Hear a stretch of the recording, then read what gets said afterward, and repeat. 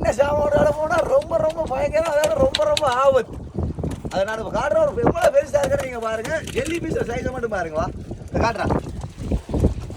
இங்கே பாருங்க மக்களே, கிட்ட எந்த பேர் ஜெல்லி பீஸ் பாருங்க. இங்கே பாருங்க, அவ்வளவுமே ஒரு ஆபத்து தான். கடிக்கும், இது சரியாக கடிக்கும். இங்கே பாருங்க, இந்த ஜெல்லி பீஸ் சைஸை பாருங்க.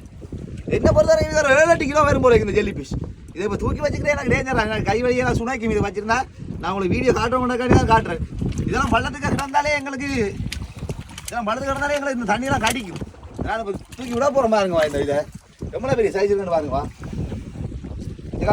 விட்டு பார்த்தா உங்களுக்கு தெரியுமே எப்படி இருக்குன்னு பாருங்கவா. கடலை விட்டு கடலை எப்படி மீன் பாருங்க. பாருங்க ஜெல்லி பீஸ் சைஸை பார்த்தீங்களா, இதோட பிஞ்சு ஓட்டி. இது ஏறினபடியே கொஞ்சம் பிஞ்சு. இந்த தண்ணியில் நாங்கள் இறங்கினோம்னா சரியாக கடிக்கும், சுனாக்கி. அங்கே பாருங்க, அதை பாருங்க, ஒரு பெரிய தாமரை மாதிரி தான் கிடக்குது. அவ்வளோமே டேஞ்சர். அந்த அதில் அருகில் இருந்து எல்லாமே டேஞ்சர். ஓகே மக்களே, இதே மாதிரி வீடியோக்கள் நீங்கள் பார்க்கணும்னா சேனலை வந்து சப்ஸ்கிரைப் பண்ணுங்கள், ஃபேஸ்புக்கில் வந்து ஐடியை வந்து ஃபாலோ பண்ணுங்கள்.